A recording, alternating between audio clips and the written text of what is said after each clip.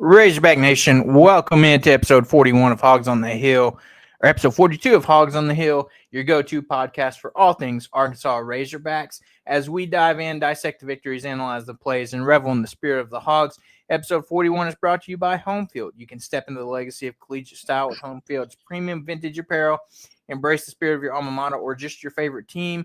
With their meticulously crafted, comfortable, and stylish collections, you can elevate your game day attire and celebrate the rich history of college sports. Homefield, where tradition meets modern comfort in every stitch.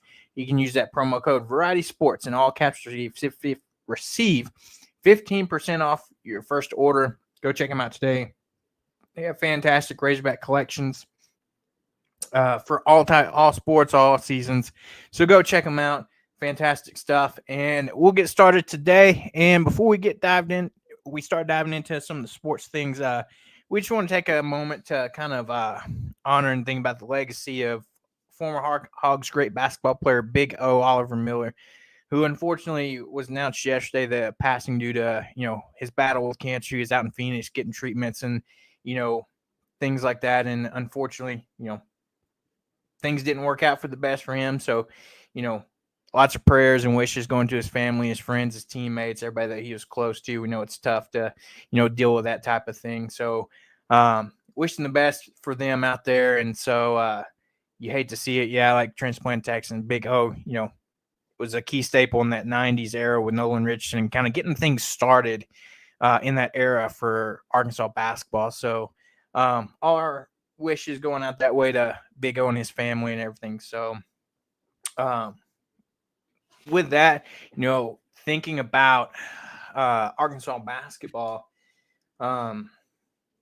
Arkansas, loses today against Ole Miss in a tight game, kind of buzzer beater, 83-80. And before we dive into that one, we'll jump over to the game yesterday where they got the win over South Carolina. We kind of talked a little bit about it on Sunday, how that was the big game that they needed to win, at least that one in the SEC tournament. They got that done, got the revenge game, if you will, under their belt. And if you think about it, they got the job done. Very similar to last Saturday's game against Mississippi State, where they were up big for a while and then let them, get right back into the game and make it much closer than what it should have been. It was a 4-point game, 72-68. Arkansas was up, I believe, 17 at one point in that game. And so they figured out to getting the win there. In terms of looking towards the tournament and that game, what were your thoughts around Arkansas getting that win over South Carolina in the first round of the SEC tournament? Yeah, man, I was at work and what was that, yesterday, and I kind of scheduled my lunch around the time where I could watch the tail end of the game. And, I looked at the score at halftime. I'm like, this game's over with. And lo and behold, as soon as I turn it on, here comes one of them scoring droughts. So they're ready to get back in the game. But, hats off to those kids on being able to close out the game. They've been playing a lot of games here lately and playing with 6 or 7 guys majority of the game, a lot of people hate to blame refs, but, we had to literally beat the refs at the tail end of the game. I've never seen so many, where somebody's just standing there with their hands up and the whistle's blowing, man. Like, this stuff, it just drives me crazy. And it happened again in the Ole Miss game today. Now, they did foul them a couple of times, but there was questionable calls towards the tail end. But, yeah, I mean, good win. That South Carolina win was all we needed, everything else that happened, that happened afterwards, is icing on the cake. So, I never want to lose a game, but when you're in the tournament and the wins in this tournament, they don't really do nothing for you. Like paint this picture, projected as a 9 seed after the South Carolina win, you lose today, you're back to a 10 seed. So what is beating Ole Miss and then potentially going on to beat Auburn and maybe a couple other people? What does it really do for your seeding? Does it make you a 7, possibly a 6 seed at the end of the day? If it does, like a 7 and 10 seeds, it's the same thing. They play each other. And then they go to play a 2 seed if they win. And if you win another game, maybe you go to 8 seed. If you beat Ole Miss, maybe you're an 8 seed. Well, same thing as being a 9 seed. So the wins, even beating Ole Miss, it wouldn't have really done nothing. As a matter of fact, it probably would have risked more injury going up against Auburn. And you already saw Big Z was kind of hurt. And then what are we back to 6-man rotation? Man, you're playing with fire, man. Best thing to do is just go home and rest. Best thing to do. Exactly. I agree 100%. Like, the first thing you hit on, to me, it's this entire season, the inconsistency with the SEC officiating has been terrible. They'll call a good half and then they'll call a bad half, or like in Arkansas's case, you'll have one half where the other team doesn't even get in the bonus, but then in the second half, they call double the fouls on you than they do on the other team. And then, the other team's shooting with 10 minutes left in the game, and you don't get to start shooting in the bonus till, 4 or 5 minutes left in the game. So that inconsistency has been terrible this year. But like you said, Arkansas went and got things done in the South Carolina game. And, talking about Big Z, that's one thing. Perfect example. You got the game, you won the game, but he injured his shooting hand. I mean, I don't know how much that played into his performance today and not playing too well, but exactly what you're talking about with a short rotation. You can't afford anything to happen like that. And so, I'm on that same mindset as you, got the win yesterday that you really needed, or that people said you needed. We said that we felt pretty good after beating Mississippi State and going 2-0 last week. But you get the win here. And like I'm like you, I'm not rooting for Arkansas to lose. I'm going to root for us to win every game we're in. But, it's not end all be all that, we took the loss to Ole Miss today. We can go home, get guys rested up. Now you have about exactly a week before those first round games start up. And of course you'll have travel time and everything, but you're not playing basketball. It's not like you're playing in another game tomorrow. Then you got the travel time and all of those things. So, and think about that too. Like, think about what if we made it to the championship game, which is on Sunday, right? Right. So Sunday afternoon.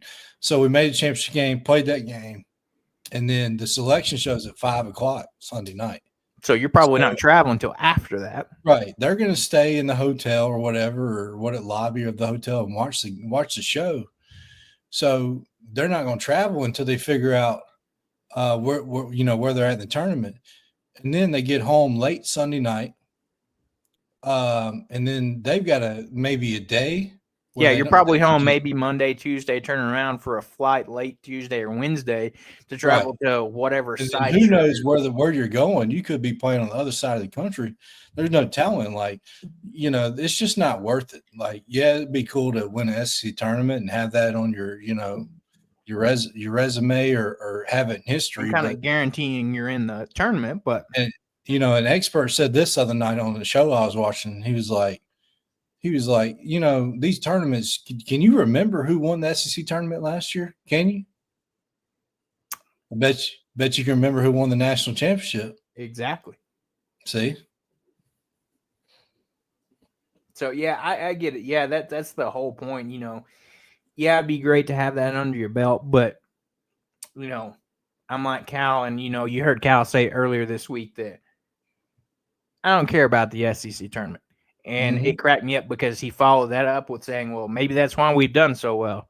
Talking about when he was at Kentucky and, the several times that he won it, but Go ahead and add Austin in here, finally getting to join us here. So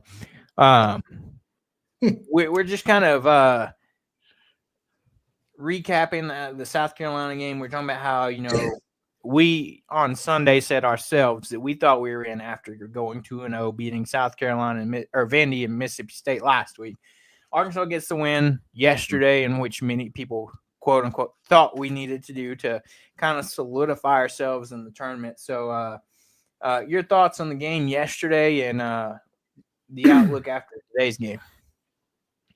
Yeah, I was in that boat. I thought they were in pretty much no matter what. Like if everything that was expected happened, then I figured they would be in regardless of the win yesterday. But it's just good to get that quad 2 win and not a loss. Those are big, and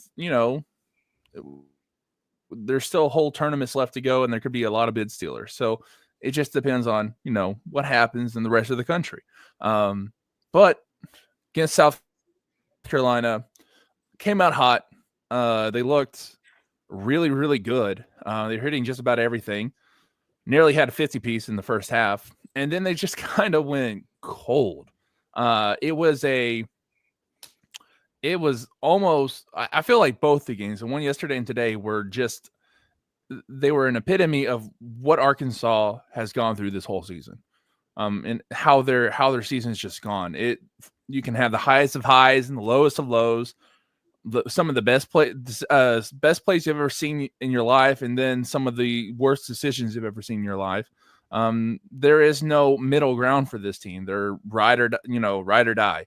So it was all in all, though. They got the win. They did what they needed to do, and gave South Carolina one back. Exactly. And I think that was a big thing. A lot of people, were glad to see. And, even though maybe it wasn't the main thing, but, good and well, that was on the players' minds. And we'll quickly look at some of the stats in this game and jump to today's game and kind of talk looking forward. So, in this game, you had Trevor Brazile, your leading scorer in this game, 5 for 9 from the field, 3 of 6 from deep, hits all of his free throws, 3 for 3. Gets you 7 rebounds, 1 block, 4 steals in 37 minutes of play, +5 in the plus-minus margin. Jonas Adu coming out and still playing well, getting you another double-double, 14 points, 11 rebounds for him. He shoots 6 of 8 from the field, 2 of 2 from the line. Gives you another block and a steal in 25 minutes of play. DJ Wagner giving you 13. Nelly Davis giving you 14. It's like you said, this game was an example, and I feel like proves the point of that game we had against South Carolina in the regular season was a fluke. Arkansas can play bad, but they're not that bad to where this South Carolina team's nearly 30 points better than you. It's just not. And I think these guys came out and showed that, and, it was almost a little bit of tale of two halves. You also had a great first half, and then second half is a little bit different because if you look at it a little bit, the first half Arkansas was shooting 54% from the field, 38% from deep, and 100% from the line. You jump over to that second half, Arkansas drops down to shooting 32%, 22% from the three-point line, and 87.5% from the free throw line. So a little bit of a kind of Jekyll and Hyde, if you will, type of game. And I mean, that's what we've seen from Arkansas all season, that they have times of, doing that. And like Transplant Texan said here, Billy Richmond is learning the gears on his motor and becoming a big factor on the court. Knox is getting out of the funk today after a few underwhelming games. Freshman guys now valuable contributors on the court. But, overall, not a terrible game against South Carolina. Closer than it should have been. You were up 17 at one point. Let them fight it back in it. We saw it against Mississippi State. But this team was able to get the job done and get the win. And at the end of the day, that's what matters, is a win is a win.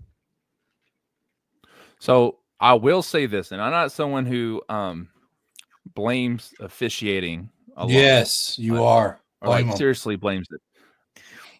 So, but here's the thing. I'm also a realist. I understand when calls affect the game. And the BS calls that they had against Jonas Adu against South Carolina is really what that was the catalyst. I'm not saying it was all on the officiating, but that's what started the poor offensive play, because in the first half, Jonas Adu had 14 points and like 8 rebounds, and then he has 0 points and 2 rebounds in the next half. And he just couldn't play freely like he did in the first half because they were calling everything on him. The same thing happened against Ole Miss today. As soon as I turned the game on, because I had to take a late lunch. And it's your fault. Well, okay. But I turned the game on with like 5 minutes left, and he's got his hands up in the paint, and they calling a whistle on him. He had like 3 fouls in a row, and the last foul was the most ridiculous thing I've ever seen in my life. The guy is trying to get the ball. The ball goes out of bounds. He's dribbling it out of bounds, and they call a foul on him when he didn't do anything. Like, just absolutely ridiculous.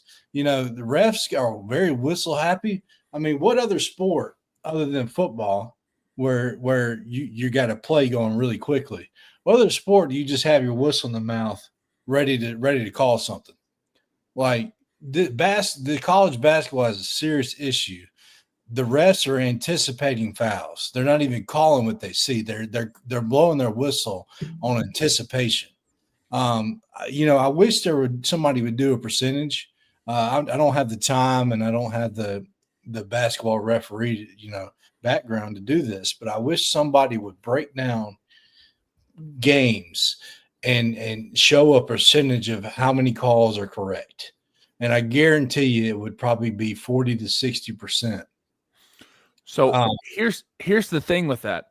Most of the time they're correct. Like, by the letter of the book, the calls that are called are correct. It's the ones that don't get called. Yeah. And it's the inconsistency in the calls. If you look, both games were like this, and it's like this most of the season. Mm-hmm. And I think there's a little bit of an argument to be made that Arkansas, with such a rotation, whenever they get tired, they get foul happy. I totally get that argument. But the difference between Arkansas in the first half and the Arkansas in the second half in fouls, that's what I want to know. That, because it's been like that all season. The first half, Arkansas, barely gets the other team into the bonus in the first half. And the second half, they're in the bonus by like 16 minutes. It's just like they changed the way they call the game late in the second half. Yeah, because you look at the South Carolina game, Arkansas had 3 fouls in the first half and 9 in the second. Mm-hmm. 4 of them. My thing is, like, if you're up by 15 to 20 points, why would you just start getting foul happy? That makes no sense to me. So it's the officiating. I don't care what anybody likes to say. If you're backing a ref up, I don't understand what's the point of that. Like, we're not the only ones saying that. So whatever. Yeah. I mean, it's Arkansas too. It's the entire league. It just, they're not good. Yeah. And it was even worse if you looked at today's game. 5 in the first half, 12 in the second half. Mm-hmm. Yeah. Yeah. But yeah, like Transplant Texans saying here, officiating, I've never seen so many goaltending calls whistled in a game, let alone a season. Crazy work by the refs. Goaltending called after leaving the Ole Miss shooter's hand. And then he also followed it up with saying, you said it, Austin, consistency. Officials are calling fouls on one end of the court. Watch how it changes each half. They're favoring a basket for foul calling. Yeah, to be fair on the goaltendings, every single one that I've seen this year have been goaltending, or every one that they've stuck with it has been goaltending, at least that I can remember.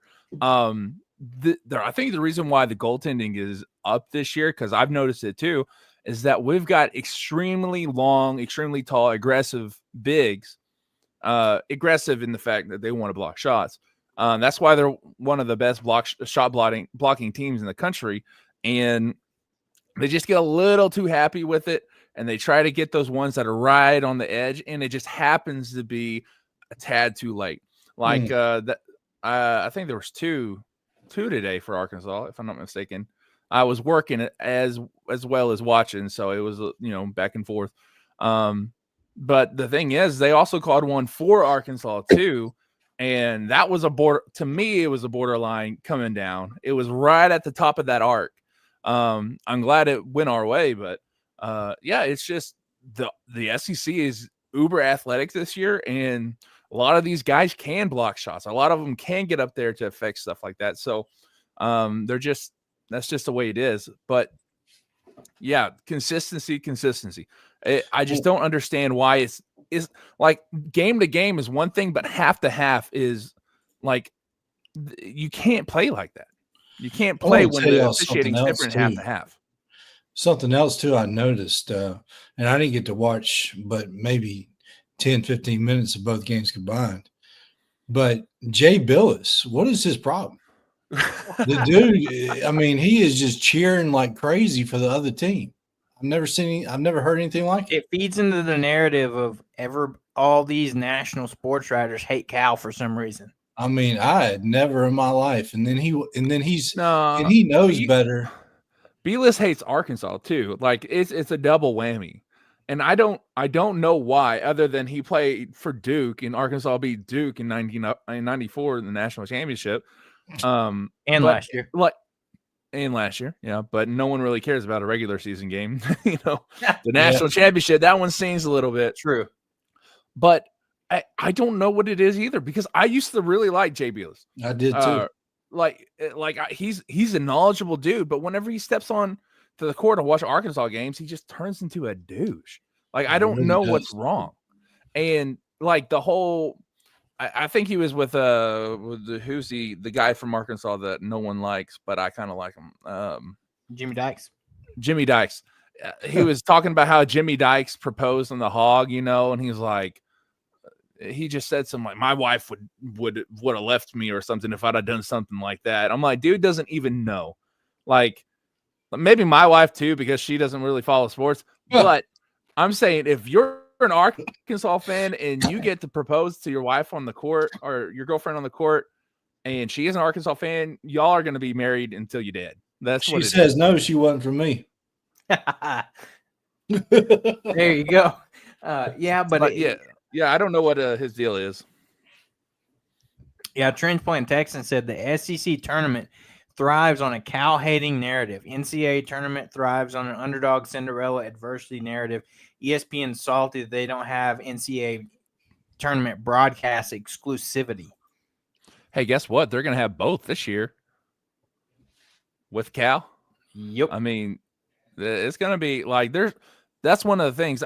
Even if they were to be really right there on the bubble, I feel like they're going to choose Arkansas just because of the narrative. Like, who cares? It's 68 teams. Who cares? Put them in, I wouldn't be surprised if they messed around and put us in the first four against a team with a lot more history, with a lot of history like ours. It's all about money. It's all about ratings. It's always been about. Yeah. Yeah. But yeah, at the end of the day, yeah, and just quick glance at today's game, a little bit different on the scoring wise. Big Z, 0 points today, only gives you 8 rebounds, gives you 5 rebounds and a block shot. And it kind of makes you wonder how much of his ineffectiveness was just because of the players for Ole Miss in matchups, or was the injury that happened yesterday affecting him? Because it was his shooting hand. You saw him come back in after that injury and knock down a couple of free throws yesterday, but overnight that thing's going to get stiff, sore, could swell. I don't know the extent of it. So, that thing probably wasn't feeling great today. If you noticed, it was hard to see because they had it almost a very tan color brace that he wore today. You had to really kind of look hard to see it on his hand. And so that's what, I think that might be part of it. But also that's a perfect example before you jumped on, Austin, that Hobbs and I was talking about is like, this is why, I'm okay with a loss today, is you avoid things like this. These guys can go home, rehab, do whatever type of treatments they need to do on Big Z's hand, and these other guys for probably other big things that they played through. to get healthy for next week. No, I'm right there with you. Actually, I'm going to do a piece about it for tomorrow morning. Losing sucks, right? Losing absolutely sucks. I hated watching Ole Miss win like that. Mm-hmm. But to be fair, this was the perfect scenario. The only thing that would have made it better if they would have just put South Carolina away instead of having them come back. Yeah. But being able to get down low like that against Ole Miss and come back and fight and go up by 8 points, I mean, it's back and forth. It's a slugfest. So to show the committee that you can still do that back-to-back days with basically 6 players, I mean, that's what you want to see. And then you lose by a little, and now you have, nearly, 4 days to rest up. 4 or 5 days to rest up. I don't know when the first game is next week, but the playing games are Tuesday, Wednesday, and then the actual tournament starts on Thursday. Yeah, yes. We could be in the playing game. I don't think they're going to be in the playing games. You never know. Yeah. Yeah, but still, that's a good amount of time for these guys to get rest. Now you can say whatever about Boogie and Theo coming back. That's neither here nor there. The guys that are there on the court right now, they were, forget what's his name, Billy Richmond got cramps again. Like his whole entire lower body is cramping up. Like you can't tell me that guy isn't putting everything he has into the games. Everybody is out there hurt. They're all playing hurt. And to go down to 6 men, basically, because, Zvonimir Visic was not a non-factor. He was... Exactly. Yeah. Whenever he was in, he was doing more worse than... doing more bad than good. Yeah. You know what I'm trying to say. I have no idea. I'm just playing. Well. Anyway, but... So, with 6 guys to go up against Ole Miss, who is a good team, I don't think they're as good. They're playing as good as they were whenever we first played them, but they're still bona fide, NCAA team. And that one, it shows grit. It shows, tenacity. It shows like the skill to actually keep up with them despite being fatigued. So I don't know. The committee, I think they would be. I think it'd be stupid to put them in the first 4. I think they want them actually in the action, but they would be.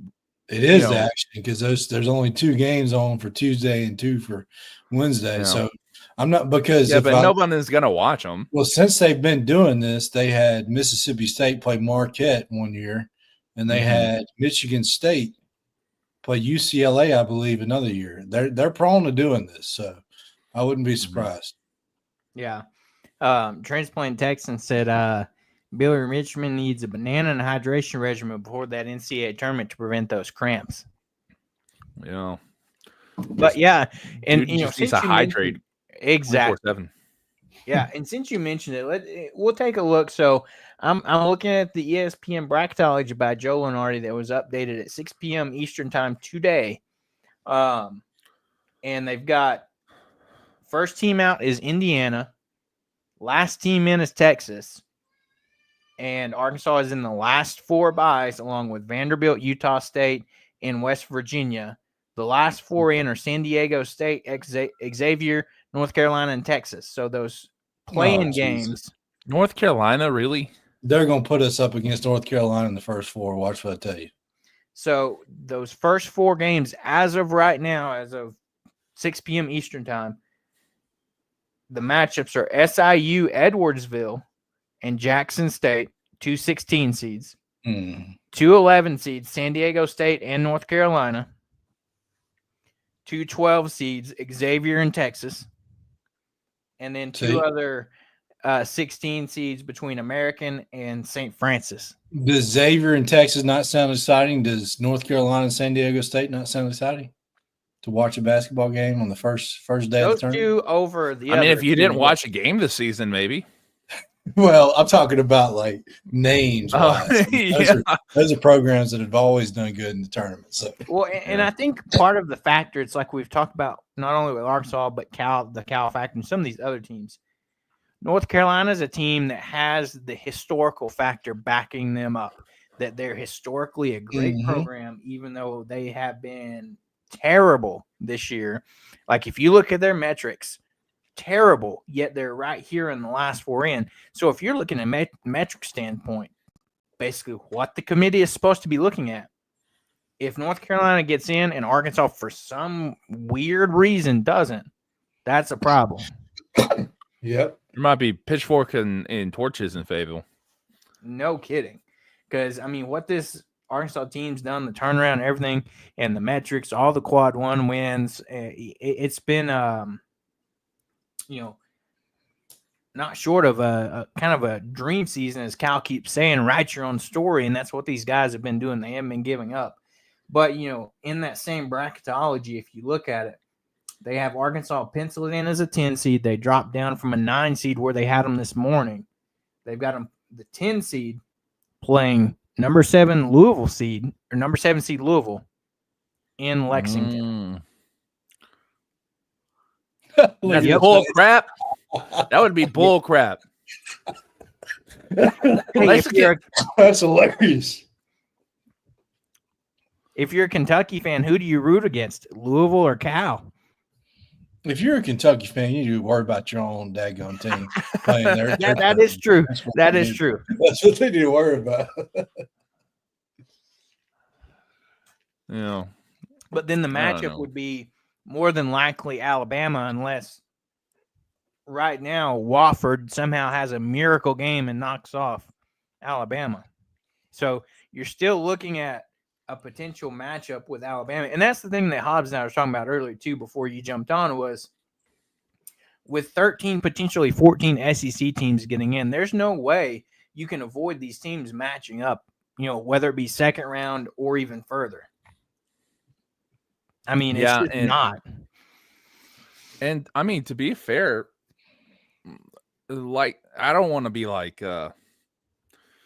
coach speak or anything, but it has been a NCAA tournament game every single time they've played this year. Nearly every single time they played. And that's one, it makes the league, extremely, fun to watch, but it also makes it really good whenever it comes time to this type of, scenario. You're playing against some of the best teams in the country. And the thing is, the SEC, it's not just, they just, overhyped at the top and blah, blah, blah. No, they're beating each other like crazy, as well as winning like 90% of their non-conference games. Mm-hmm. Not just the mid majors, they're beating all of the, high majors too. So the only thing that the SEC has done this season is get better. So once they get into the actual tournament, dude, I wouldn't be surprised if you see at least half of those teams in the Sweet 16. Exactly. I mean, if you look at it, if you jump over to the West Regional, in one part of the bracket, Vanderbilt and Kentucky would potentially be on a collision course to match up. You jump over to the South region, Missouri and Texas A&M could potentially meet up. You have Mississippi State that could potentially meet up with with a team. You have Oklahoma and Tennessee that could potentially meet each other in the second round in Cleveland. And I still don't understand how they're putting Oklahoma in this tournament. I really don't. But have you looked at the Western bracket? San Francisco? Yeah. Well, Yeah, it's actually Wichita. If they were a 10th seed and played St. Mary's. Yeah. Imagine if Texas Tech won and Arkansas beat St. Mary's right there. And you'd have another Texas Tech, Arkansas. I wouldn't draw that. Where are you looking at? I wouldn't either. I'm just saying. Where are you seeing those projections at? I'm not seeing projections. I'm just saying, like, if they were to switch those 10 Oh, gotcha. yeah, if they were to switch Arkansas and Vanderbilt right there, I mean, you'd have, and then we beat. What if Arkansas were to beat them in the NCAA championship? It'd be like the same year that we beat Kansas in the ball game, and then number 1 Kansas in the NCAA tournament. Oh yeah. And And then, hopefully they make it past the Sweet 16 if that happens. But true. we'll see. And you look at it. So also you have, as of right now, the projected number 1 seeds are Auburn, Duke, Houston, and Florida. Florida, yeah. Yep. But here's something that Hobbs and I was talking about. This is not Arkansas related necessarily, but your opinion, Austin, what does it do for the outlook? I mean, they're still going to be a number 1 seed, but look at this Duke team with a potential injured Cooper Flagg, and we don't know how serious that ankle injury is. That without Cooper Flagg, they're an above average ACC team this year. They're probably right there, maybe right there with Clemson, maybe a little bit worse. Cooper Flagg is that team. Right. When you have a projected number 1 overall draft pick go down, I mean, it's like, what are you supposed to do? Like I was saying, even if he's limited to playing limited minutes, whoever ends up in Duke's bracket, Duke's section of the bracket, and you have to play number 1 seed, and you know he's hurt, I get much less worried and about having that matchup. Yeah, and even with the Cooper Flagg healthy, 8 and 9 or versus 1 seeds are never guaranteed. I mean, we've knocked out 2 number 1 seeds in that spot. You know, you're not going to get an easy opponent. And you're probably going to have several SEC teams in that 8-9 slots as well. So they could be matched up with an SEC team, say like a Ole Miss or. Well, a projection right now would have them matching up with either Mississippi State or Creighton. Yeah, and that's not an easy task if they're matched up with either one of those two. Yeah. Transplant Tax said here, and cracks me up because it's true, is he said no one consumes more Hogs men's basketball content as Hog fans except for Big Blue Nation. Yep. Yeah. And then talking about seeding and everything, Transplant Texan said logical Hog fans looking at the best path for a tourney run are happy with a 10 seed. Those obsessed with the number only are wanting a higher seed. Exactly. And that's the two sides of the argument that you fall on when you're looking at this. You have fans saying, oh, I want to be as high as a seed as possible. Or you have the one saying, hey, I'm fine with that double-digit 10 seed because that makes your path less likely to have to play a number 2 or number 1 in the second round. Because, I mean, yeah, you always have the chance of beating them. That's always very well possible. But I would much rather, have to play a 4 or, something like that. A 4 or 13, depending on the whatever happens. There's much better ways to go about that. Even if you're an 11 seed and having to play a potential 3, Yeah, Okay. it's different also- if we're arguing about 2 or 3 or 4 seed. That's different. But we're talking about 7 through 10 seeds here. Come on, man. Like you're going to play the same style opponent. Like just win who you just play who you play. I mean, that's it. Okay, so look at like Michigan and Illinois. They're both 6 seeds, right? And I know they probably progress as well as Arkansas has, but I don't think there's a single team in the country that's progressed as much as Arkansas has. So if you don't think that if they played Illinois and they played Michigan again, you don't think it would be a win for Arkansas? Well, At least, yeah, they already beat Michigan. I'm saying like, because it's hard to beat people twice in a year anyway. Yeah. So beating Michigan again Like, I could see them beating Michigan again. I could see them beating Illinois again. So this whole like, oh, there are 2 seeds. Kentucky's a 3 seed, right? And we beat Kentucky at Rupp in the biggest game of the year for them. Overrated 3 seed. Right. Without what's it called? Boogie Flan. So it's going to be hilarious if they lose the 14th seed. Oh my gosh. You can't write the season better. Like, I'm just glad it's being captured. If that happens, I'm just glad it's being captured by Vice, so I can go back and watch it all the time. It's happened like every year for like the past 6 or 7 Well, seasons. and that was their complaint about Cal was, he never gets out of the first round. But then if they drop it, first round game this year, and what happened to Pope being the guy, and you hating Cal because he couldn't get you out of the first round. That point is moot. But Strength Point Texas said here, reading the tea leaves, Thiero and or Boogie could potentially be back for the NCAA tournament. The easier path and the longer Cal can wait to insert them, all the better. Yeah, I think so too. We talked about it almost the entire show on Sunday, but having them back for certain things would be great, but you don't want to hurt the chemistry of the team either. So it's that's the thing that worries me. The balancing act. Yeah.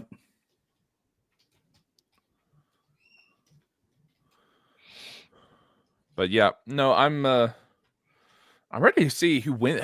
What's your guys' prediction for the SEC championship? Who you think is going to win? Oh, where are we at right now? Let's see. Texas just beat A&M.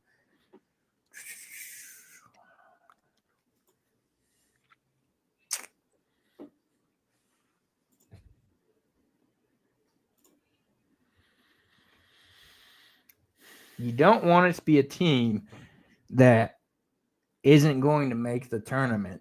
Well, I don't think there's anybody left that's not going to make the tournament. Oh, yeah, true. Fair enough. Yeah. But my answer would be I care less. Fair.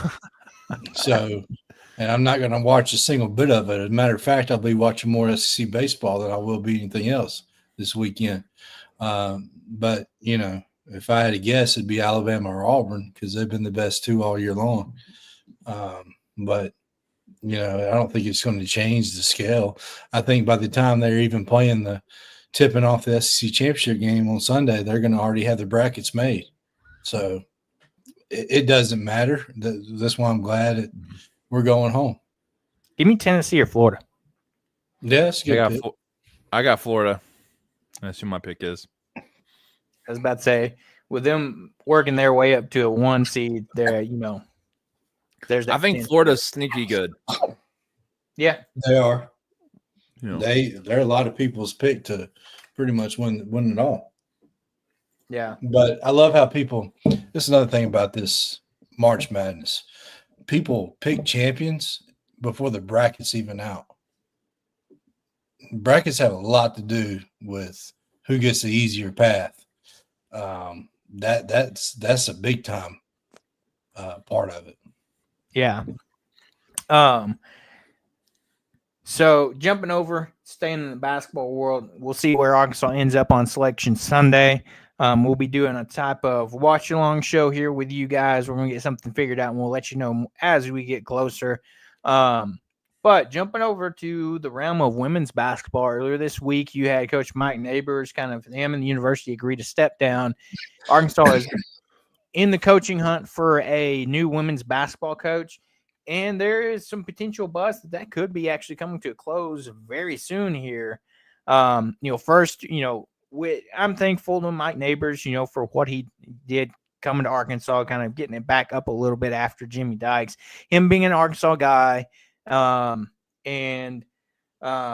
Unfortunately, things weren't just going the direction they needed to be. And I'm glad that, they kind of came to an agreement for him to step down instead of, the quote unquote firing. Yeah, they were pretty much, hey, we need to figure out something. The program's not going in the right direction, but kind of figuring out something to be like, all right, I'm going to just step down. I love this, the state, the program, things of that nature.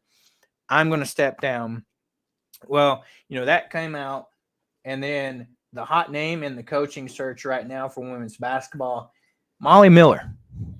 She is the current coach at Grand Canyon University, and on this season, she is 30-2 and 16-0 in conference play, and she has won 20-plus games in 4 of the 5 seasons with the Lopes. She is a Springfield, Missouri native, so close to Arkansas. Could come play, or coach close to home. It is Grand Canyon University. That's a different step up from to SEC play. But, I mean, that seems like to be the trend if you look around the league and around women's college basketball, is they're going for these young, hungry coaches that are, wanting to win. And the reports out there don't know the legitimacy of this or the sauces, as people would say. But apparently she is deciding between Arkansas and Arizona State.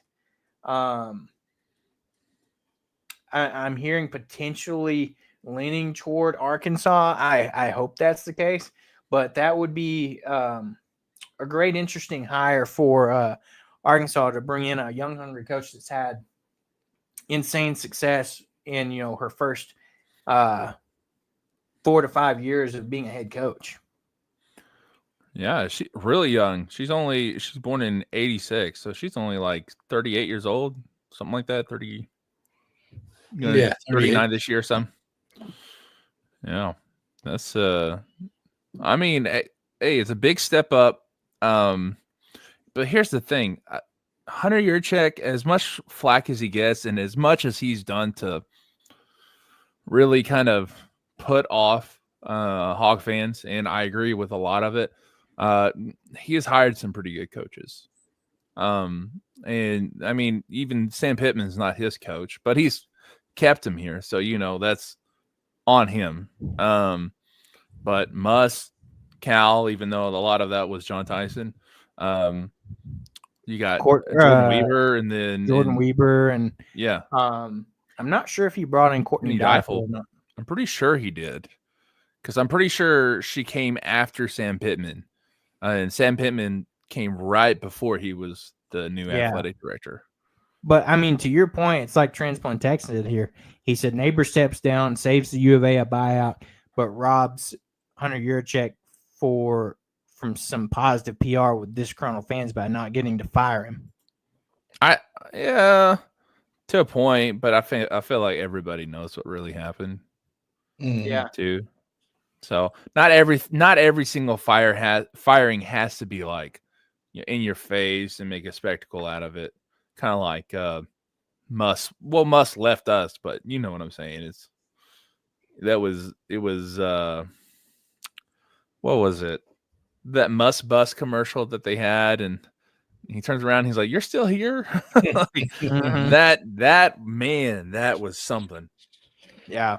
To answer Transplant Texans' question here, he said, correct me if I'm wrong, I read the front runner for the women's basketball job is a Springfield native. That's who we were talking about there, that Molly Miller. She's at Grand Canyon University right now with a 30-2 record, 16-0 in conference play.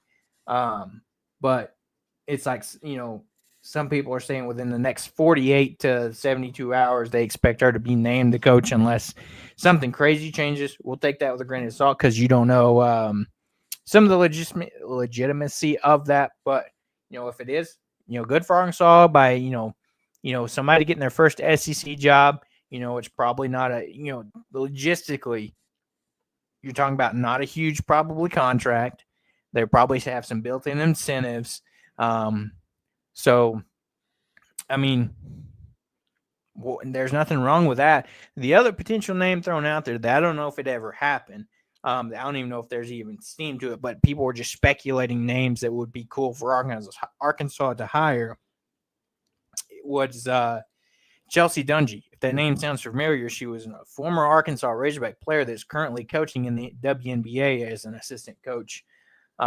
somebody threw that name out there that if she wanted to come back to Arkansas, get the chance for her first college head coaching job. But like I said, all indication points to Molly Miller being named the new head coach and potentially 48 to 72 hours. We'll wait and see. But, if that happens, we'll put that out there. We'll talk about it probably on Sunday if that's the case, because that timing lines up for right about Saturday, Sunday. So, but Transplant Text says it's all about the optics and headlines, and Hunter Yurchek needs some favorable headlines in the shadow of Bud Walton Arena reseating posts last week. Mm-hmm. Much agreed there. So we'll see how that goes. But yeah, so Arkansas will potentially be having a new coach headed to the Hill potentially this weekend. We'll have to see what happens there. But, another hiring for Arkansas that we have to talk about is Arkansas finally has a GM. Big moves by Arkansas, getting a GM for this athletics department, being one of the last teams in the SEC to get a GM. But here's better than late than never, right? I guess. Right. Here's the thing with it. I think from everything I've read, and you can correct me if I'm wrong, he's going to be the general manager over the entire athletic program, right? Yes. Not anything specific, but he is not the entire athletic department. I guarantee you he's not touching baseball. Dave Van Horn is not going to allow him to touch baseball. You're not touching a 23-year built program. Now, baseball is good. You can stay out of that, but he can touch the other ones. Yeah, but my point is that minus baseball, there's still like 400 something athletes at the university. And here's the thing. He comes from a basketball background, right? The biggest reason we need a GM is for football. Basketball is doing fine. I mean, I was about to say, you got Cal and Tyson handling basketball. Yeah, you got the thing is football. 2 Hall of Fame coaches in those sports, so it's easier. Football, definitely, you need it. Yeah, so the thing is, one of the biggest reasons that they needed one for football is for one, the evaluation part, and two, to come up with a plan of how to attack the transfer portal. The transfer portal, NIL, revenue sharing, all that stuff to take less of that work off of these coaches' shoulders, right, and let them actually focus on coaching. Like that's a big part of it, right? And I just don't know how well that's going to translate to college football.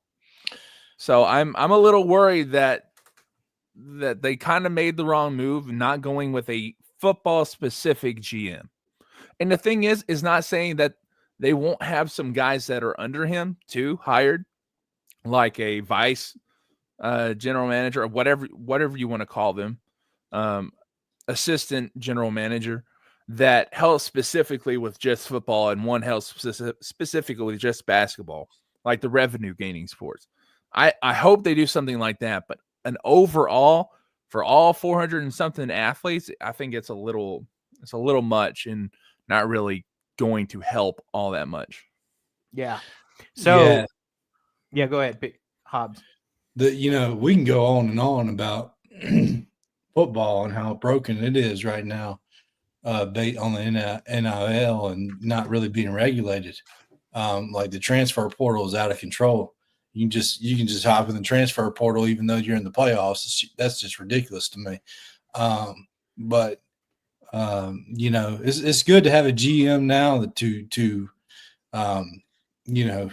deal with all the money. But these GMs aren't going to really be able to work until this stuff gets regulated, because these GMs are used to dealing with salary caps and actual stuff like that. And the NCAA football, man, you can just leave a program at any point in time and put your name in transfer portal. It's and basketball is going to get chaotic too when it's over with. So, football's the worst though when it comes to the transfer portal. Yeah. And to get into specifics, so Arkansas is hiring Remy Cofield from the Boston Celtics as the general manager. So he is coming over from being Boston. He was the Celtics' actual director of scouting, and the main Red Claws, who's the Celtics G League team. He was their GM, and he will be the new general manager of the Arkansas Athletics Department. He played a role in putting together the roster that helped Boston win the NBA title last year. As the main Celtics, I guess they renamed, he oversaw player acquisitions, trades, and staff hires while scouting talent across NBA, college, and the G League, and international as well. So, in an interview that they did with him, he was quoted as saying, "As the GM of the Red Claws, now the main Celtics, I oversaw the team's basketball operations, including player acquisitions, trades, hiring staff, as well as many other day-to-day team-related matters. In my role as a scout for the Celtics, I watched a ton of college, NBA, international, and G League basketball. Along with watching film, I communicate with different coaches and staff members across multiple leagues in order to be prepared during the NBA draft, free agency, and trade deadline." He is originally from Newton, Massachusetts, and he played college basketball at Penn from 2007, 2009, and 2014. He earned a master's in business analytics from Bentley University. He started out as an intern with the Celtics before becoming a basketball operations assistant, then a scout, and then in 2020 he was named director of scouting, and then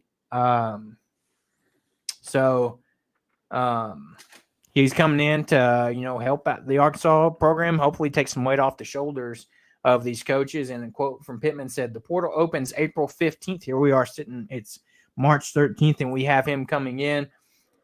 Pittman said, "The portal opens April 15th. We need somebody in here, in my opinion, yesterday. But, we need them in here pretty soon." And that's Pittman said last Thursday. Before the portal opens up, we've got to get in somebody in here that understands our football team first and then our needs. So that's where it's a little sketchy, to your point, Austin, where he's a basketball guy. We'll see how much that translates as far as scouting, because, you're looking for some of the similar things, but, basketball, footballers, you're still going to be different. But he said, let's get some ranking going on and things like that for the portal. And he also mentioned they need a negotiator, someone that, that takes Coach Pittman won't give it to me. Coach Pittman won't give it to me. I need that taken off my plate, and somebody to kind of be ahead of what the market is. And we kind of saw that issues with, speculation of why players left Arkansas and went to other, programs, is they weren't getting what they thought they deserved here. Mm-hmm. And Pittman said, we need somebody up on the rules, somebody that's going to be a good talker, recruiter, a guy that's good evaluator. So there's a lot that he'll be able to do. And that's what they wanting. Well, they have their guy. He's going to be coming in. I don't know what the timetable is for his start time, things like that. I'm sure they're probably working on it and getting him in here as soon as possible. So it'll be interesting to see how much that helps or could potentially hurt Arkansas. I don't think it would hurt Arkansas, but how much it allows the coaches to be more effective in the coaching aspect of things. But like Transplant Texas said here, Razorback Communications Director Chuck and Bo said sports-specific assistant GMs are to follow the head. This head GM is a contract and money man. Money translates the same regardless of sport. Well, that's good. The problem, money translates, yes, but if I go into Wall Street, but I have no idea what bonds, stocks are, what stocks to trade, then I'm not going to do well, right? You got to have some kind of base knowledge about what you're going into, and if they indeed have some like assistant GMs, that's what's going to help Arkansas. And to be honest, that's a good system. Yeah. They just need to have somebody that knows football specifically so they can evaluate effectively. And that's the biggest problem. I think one of you guys hit the nail on the head, is that these players, they don't know their worth, right? Because there is no market. It's more like a black market, right? There's nothing concrete where you can look at and see, hey, this guy has the same traits. This is what he's worth. This is what you're worth, right? This is how much we're going to pay you. This is how much we pay him. Well, actually, this guy's better, so we're going to pay him a little bit more. There's none of that. It's all this wheeling and dealing behind the scenes that no one knows about, no one sees. And one, revenue sharing is going to help with that, because now pretty much exactly what they're worth. And it kind of takes out these, what would you call them? Predatory agents. And I don't want to say family members, because I don't want to make anybody hurt anybody's feelings, but sometimes family members are not in it for the good of the player, right? They're in it for the good of them. They want a little extra slice of cake, if you know what I mean.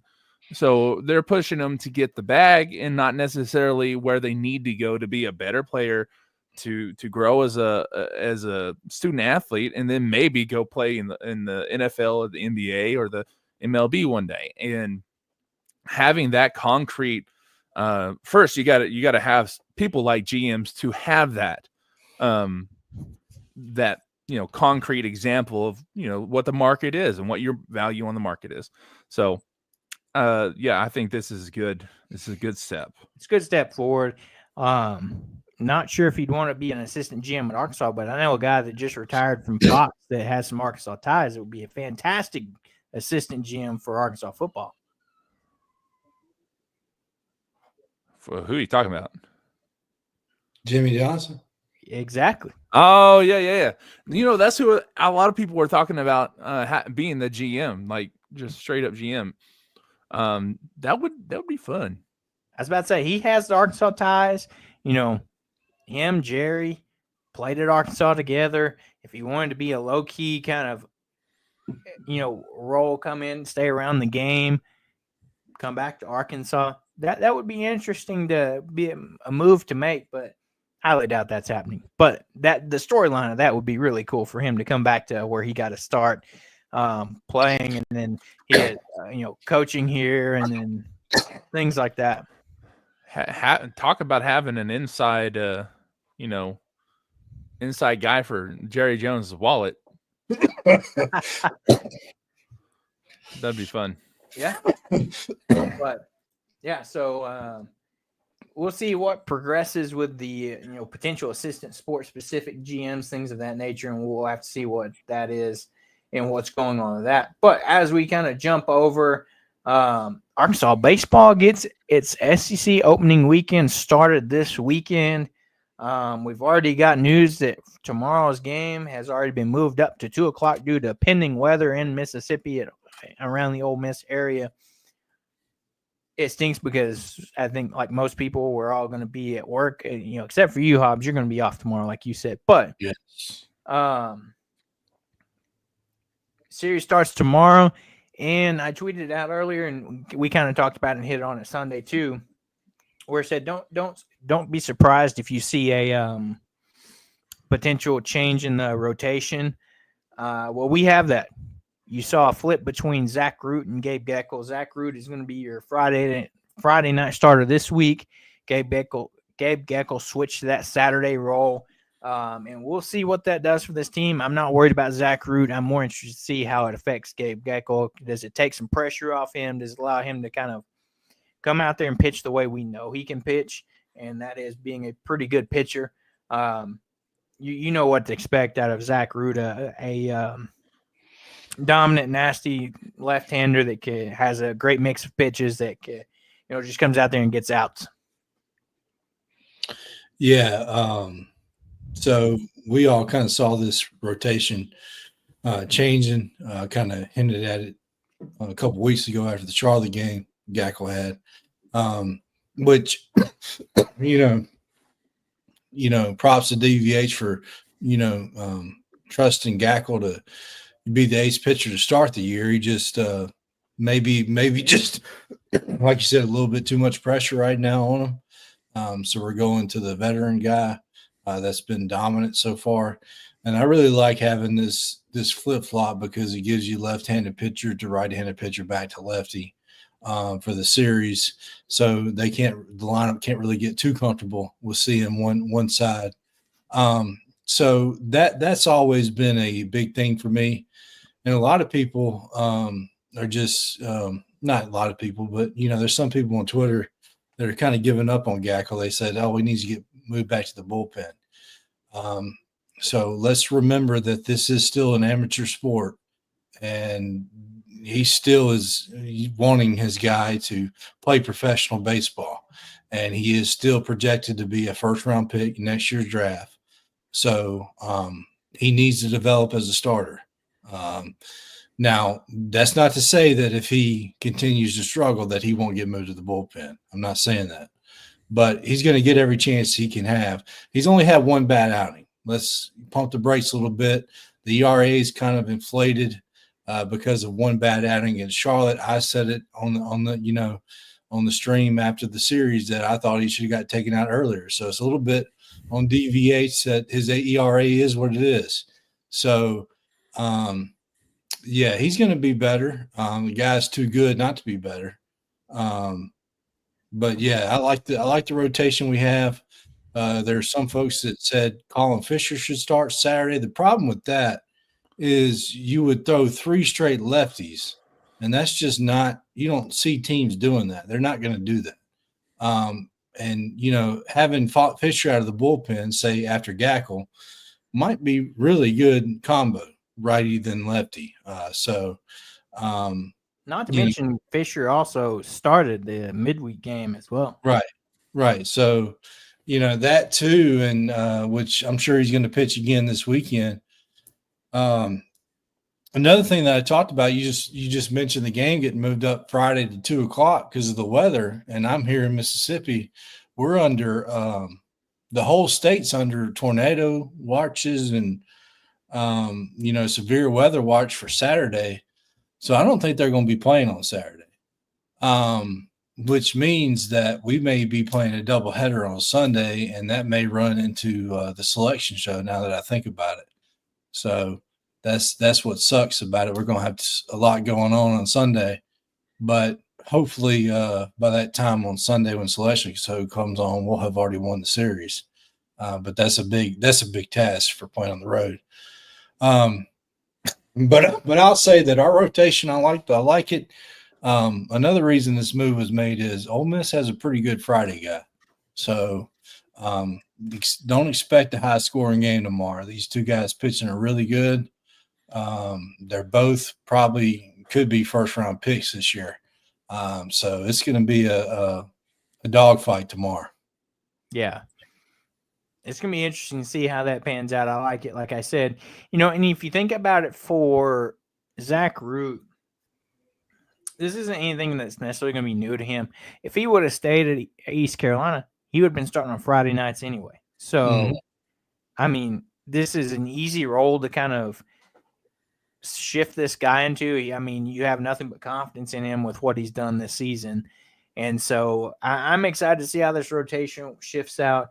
And then you got to think the potential for the rotation could look like once Gage Wood's healthy. You could potentially have a lineup or a rotation that has 2 righties or 2 lefties, depending on the matchup of the team you got coming. So there's that possibility too. But let's rewind and look at the midweek series Arkansas had. They played in-state UCA, and they got the victory 9-2. Played a full game in this one. Like I mentioned earlier, you saw Colin Fisher get the start in this one. He went 3 innings, allowed 1 hit, and got 3 strikeouts on 39 pitches. You had Ben Bybee come in relief for him. 2 innings for him, 3 hits allowed, 1 run scored, a walk and 2 strikeouts. Dylan Carter followed him up with an inning, allowing 2 hits, 1 walk, 2 strikeouts. You had Cole Gibbler come in for 2 innings and allow a hit, a run, 4 strikeouts, and a walk on 34 pitches. And then Will McIntyre came in to close things out. for that final inning and got 2 strikeouts on 17 pitches. Yeah, I mean, finally got to play a full game for once and get some pitchers, some innings, which hasn't really been the case here lately. The offense has been on fire. But, pitching wise, this team's really doing good. I mean, the guy I've been talking about forever, man, Gibbler, he's really impressive. I mean, Dave Van Horn mentioned in his post game, man, they can't hit the guy. The only time they score on him is when he walks somebody and they get a cheap hit off of him. But other than that, I mean, every time he comes in, it almost strikes out the side or gets 2 strikeouts an inning. And he even mentioned that Gibbler is going to probably get some more work in the weekend because this is a guy that they hasn't really thrown out there much, but every time he goes out there, he looks really good. So that's another righty that we have coming out of the pen. So just another weapon we can use. But McIntyre looks good again. So this pitching staff's loaded, and they continue to show that. Yeah. You jump over to the offensive side of things. This game seemed like it was just a competition between Cahillo and Brent Iredale for who could hit the ball the most in this game, because you look at the stats. Cahillo went 1 of 3 with 2 RBIs and 3 runs scored. You had Brent Iredale go 2 for 2, scoring 2 runs with 4 RBIs. And not to mention the guy we talked about, Cam Kozel, is really coming on. Had himself a great game here, going 2 for 3 with 3 RBIs and a run scored as well. So you're seeing some guys come on in this one. You had Davlon scored 2 runs. He took 2 walks in this game. He's great. It's hard to stop bragging on how great of a leadoff man he is with his power that he's able to hit the ball. But if he's not hitting the ball, he's getting walked. So, out of his 3 at-bats, he was walked twice. So he's seeing the ball well. Not the best game for Vahiva, 0 of 4 in this one. He struggled a little bit, struck out twice. You're not going to see that very often from him. Logan Maxwell, 0 of 4 in this game, scored a run. He's a guy that would, struck out twice as well. These guys are going to have up and down games, but it's great to see Cahillo and Iredale continue to swing a hot bat, and Cam Kozel get things started a little bit too. Yeah, I didn't get to watch most of this game, but the thing that I did notice is that they did go full game. Now the thing is, I'm really just impressed with how, I don't know how to say this. It's almost robotic, I guess, or like there's nothing that happens that's crazy. Like, it's not like basketball where they give up something and to teams that they're not supposed to, or it's not really, really exciting or really, really low. It's always just really even kill. And that's because I feel like these guys are just insanely good, and they all the time. It's not like they have bad days or good days. I mean, Vahiva Aloy didn't have a great day, but he just came off of being the SEC Player of the Week, right? You can allow guys to have, especially in baseball, when you have 1,000 games, guys to have a game off here and there, right? So I don't know, man. It's just, it feels like they have a team that can do that even against like good competition, like what they're going to have coming up with Ole Miss. Against UCA, I mean, I felt a little bit there that I don't know if it was just UCA in Arkansas having that kind of rivalry thing going on, but it felt like UCA was like kind of annoying a little bit from the parts that I saw. I'm not sure who it was against, but or what pitcher it was against, but they had a little bit of success batting. Am I right? I don't have the stats pulled up in front of me. And it was really just against Bobby. Bobby struggled a little Bobby. bit. Yeah, it was Bybee. That's who I was looking at. Did he all the earned runs come against him? Gibler gave up a run, but it's DVH blamed it on himself for letting the guy steal second. No. But yeah, Bobby got hit pretty hard. Yeah. So I mean that's going to happen against your midweek guys, right? Mm-hmm. That's what they're there for, is to get some time before they start playing on the weekends. So, but offensively, I don't know. Arkansas is not slowing down. So they are averaging 9 runs a game. And actually, Stu Hogg, who does the Arkansas highlights, baseball highlights, he posted that this is the best batting average under Dave Van Horn since 2006. So going through the first 17 games, and it's actually their best record. Actually, best batting average ever through the first 17 games under Dave Van Horn. And their best record since 2006 season to start the year through 17 games. So this team is different. They're putting up they actually have similar numbers to the 23 team, slugging percentage wise and batting average wise, which the 23 team was a lot better than people think it is. The only memory they have is losing in the regional to a extremely hot TCU team. And not to mention, we had two of the best outfitters in the country were hurt when we played them. So, this team is definitely different. I talked, excuse me, about it all preseason leading up, how this offense is going to be different. They're hitting home runs, like I mentioned. Their pop. Everybody's got power. They've got speed. They're playing small ball. They haven't really stolen a lot of bags, but they really haven't been in a situation where they need to steal a lot of bases. And it's, anytime a team changes their philosophy, it can look a little messy at times.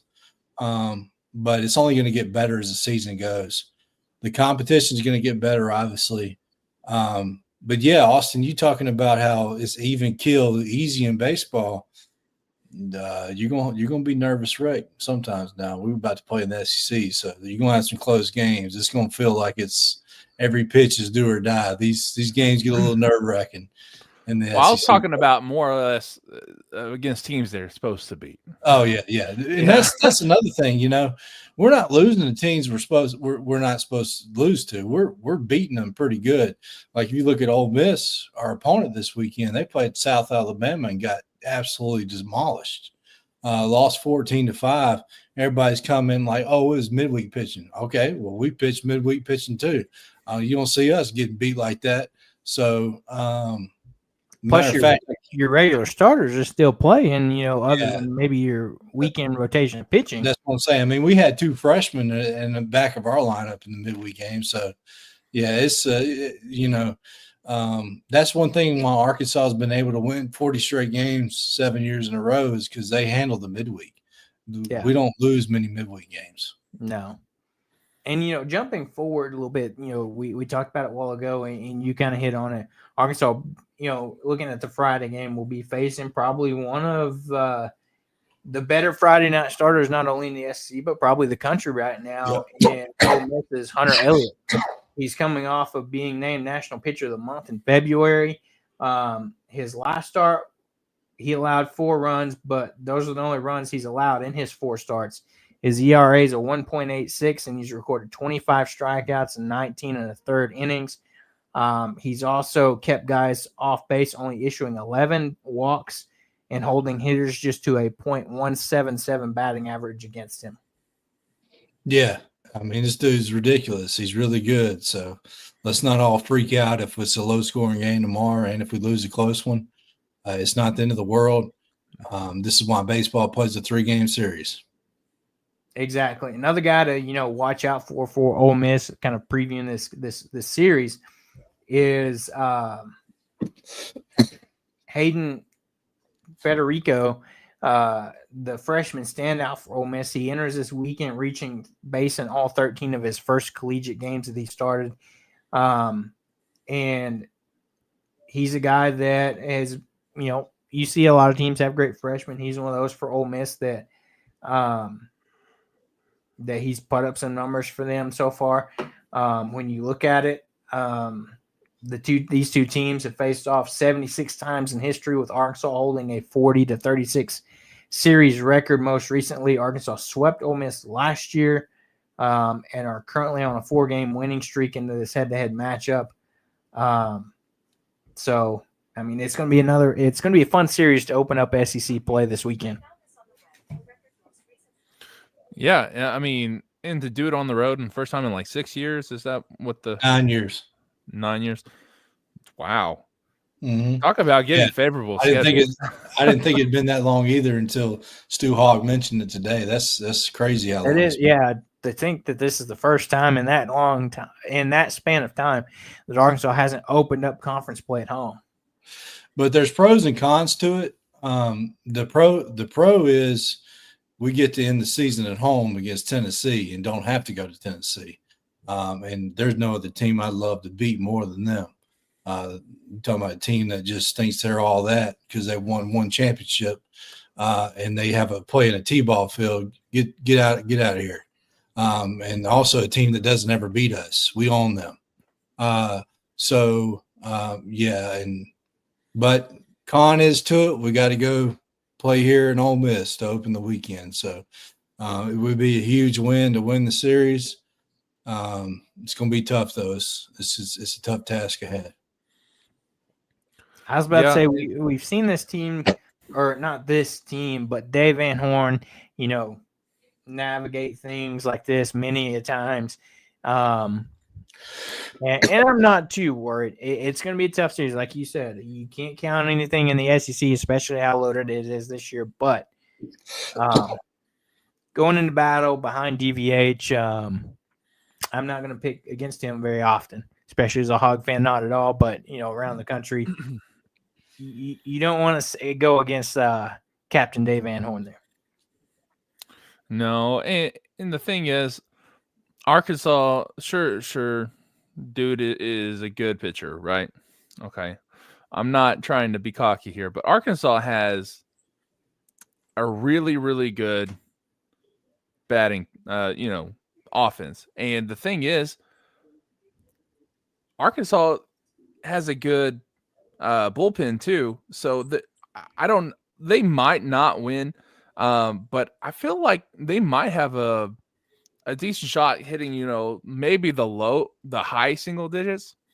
If they can really get the guy in trouble to begin with, like if they can have him pulled like in the first 2 or 3 innings, that would be the best thing for Arkansas to do. No, I'm not saying they can, but I'm just saying they can. Obviously, I'm not a big baseball guy, and I'm probably overhyping them in my head, and I'm just getting ready for disappointment coming up on Friday. But I don't know, man. I don't know how that.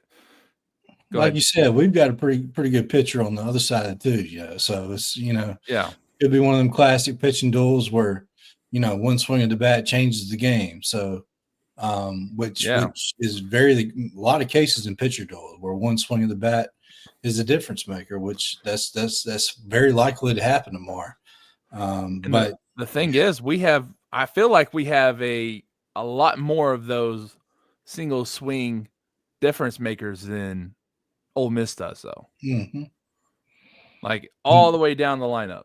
And these are what I'm trying to say in my long-worded, jumbled mess, whatever that was. That's what I'm trying to say, is that they have more of those big swing guys than. And these are the kind of games where the new built offense with the speed and the small ball is going to play big-time factors in. So you might see a lot more of that tomorrow because runs may be hard to come by tomorrow. True. I mean, that's fine with me.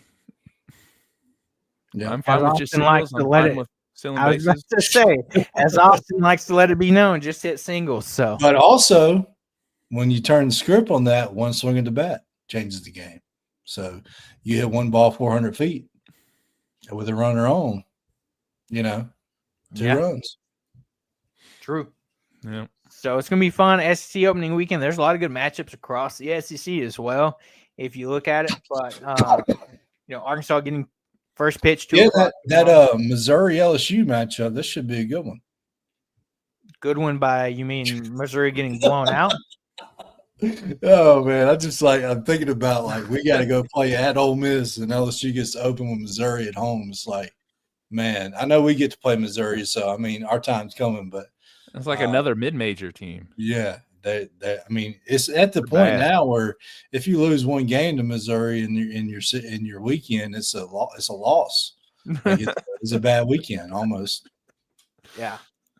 But, yeah, Arkansas will get things started 2 o'clock tomorrow, first pitch. Zach Root on the mound for the Hogs. We'll see what happens with Saturday, like Hobbs said, down in Mississippi. Some bad weather this weekend, so you could be looking at a doubleheader on Sunday. We'll keep you guys updated on that. As far as in Fayetteville, our softball girls have themselves a big series this weekend as well, as you have Oklahoma coming to town to Bogle Park to take on your Arkansas Razorbacks after they're coming back from losing the series to Ole Miss on the road. They came back and won that game on Sunday big time. But, this is going to be a big series, a big get-right series for Courtney Deifel and this program as they kind of want to establish that they're here. And what better to do that against than the number one team in the country? Yes, they're 22-0, but we know how rowdy and crazy Bogle can get. And let's hope that's on Arkansas' side this weekend. Oklahoma's 22-0? Yes. 23-0, aren't they? I'm just looking at the most recent rankings they could have had a midweek game. Yeah, I was looking at their side, but yeah, I mean, still, it's Oklahoma. I mean, they're what Alabama football wishes they were under Nick Saban. That's what they are. So yeah, I mean, I feel like getting a series win against Oklahoma this year is going to completely overshadow whatever happened against Ole Miss. And let's not forget, I mean, they put a 20-piece on Ole Miss in the third game. So whatever problems they were having at pitching in the first 2 games obviously wasn't a problem in the third game. So hopefully they can come in here and, it's going to be a game no matter what, but hopefully the flip of the coin goes towards Arkansas. Yeah, if they can just get 2 of the 3 and clinch a series against new SEC opponent and number one team in the country, that'll be big. So if you're in Fayetteville and have some time, get out to the ballpark. It should be an exciting weekend at Bogle this weekend. And not to mention tomorrow night, Arkansas Gymnastics will be having its last home meet of the season against Missouri. That's going to be getting started at 6:45. And then you have SEC championships the following weekend at March 22nd in Birmingham. So it's going to be senior salute.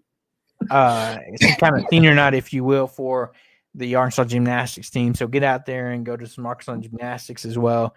Support these ladies, what they've done this year. Fantastic meet so far. Lots of high scores. They haven't won them all, but, they've put up scores. And, when they look for postseason, they look at those scores a lot as well. So another SEC loaded slate for this weekend. Like we said, Arkansas baseball going to Oxford to take on Ole Miss. You have Oklahoma coming to town for Arkansas softball. Selection Sunday will be here. Like we say, we'll be doing something in some form of fashion for that, as we're going to be waiting and watching to see where Arkansas is going to fall as far as their tourney hopes goes.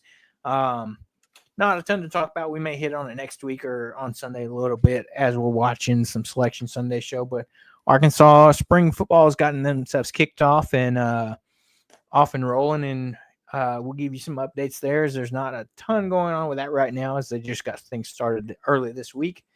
But as we get ready to wrap up, anything else from you guys before we get out of here?